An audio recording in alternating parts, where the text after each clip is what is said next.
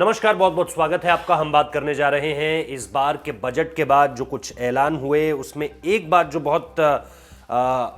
सरकार के खिलाफ जाती हुई दिखाई दे रही है। बहुत शुरुआती फेज में खिलाफ जाते हुए कहना भी बहुत सही नहीं होगा, लेकिन जिस चीज को लेकर सरकार की आलोचना हो रही है वो ये कि सरकार जो है वो अपने एसेट्स को बार बार बेच रही है। लोग तो ये भी कह रहे हैं कि अब गहने बेचने तक की नौबत आ गई है। मतलब गहनों से यहाँ पर कहने का मतलब क्या है कि जो सरकार की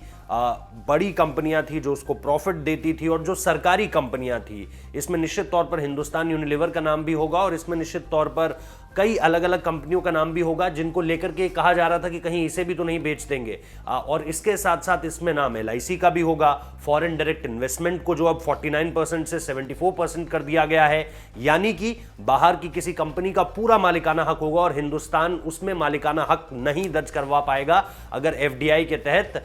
इंश्योरेंस पॉलिसी में खास तौर पर इन्वेस्टमेंट कोई करती है, कोई बाहर की कंपनी इंटरेस्टेड है, तो वो निश्चित तौर पर 49 से 74% तक का उसे अब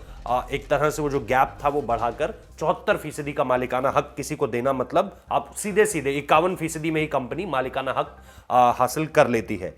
तो इसके बाद अब निर्मला सीतारमण पर जब ये बार बार आलोचना हो रही थी कि आप अपने एसेट्स को सेल कर रही हैं और आप जो सरकारी कंपनियां हैं, जो देश की कंपनियां हैं, उनको बेच रही हैं, तो निर्मला सीतारमण ने इसके जवाब में कहा है कि हम गहने बेच नहीं रहे हैं, बल्कि उन्हें और ज़्यादा शाइन कैसे दी जाए, उन्हें और ज़्यादा कैसे चमकाया जाए, तैयारी इस चीज़ की चल रही है। उन्होंने इसे हिंदुस्तान यूनिलीवर के हक में भी कहा और LIC को लेकर भी जो बार बार कहा जा रहा है कि सरकार इसको लेकर के कैजुअल थोड़ा सा अप्रोच है सरकार का, उस पर जवाब देते हुए निर्मला सीतारमण ने कहा है। मैं आपको ये भी बता दूं कि उन्होंने एग्जैक्टली क्या कहा। उन्होंने कहा कि सरकार चाहती है कि सरकारी क्षेत्र के उद्यम भी अच्छा प्रदर्शन करें, इसके लिए विनिवेश जरूरी है। ऐसी कंपनियों की लिस्ट तैयार की गई है। उन्होंने कहा है कि सरकार सुनिश्चित कर रही है कि करदाताओं के पैसे सही जगह पर खर्च हों, यानी कि जो हमारा और आपका टैक्स का पैसा जाता है वो निश्चित तौर पर ऐसी जगहों पर लगे जहां उसकी जरूरत है। ऐसी जगहों पर बार बार इन्वेस्ट करके किसी तरह का कोई फायदा नहीं है जहां से रेवेन्यू अर्न नहीं हो रहा है।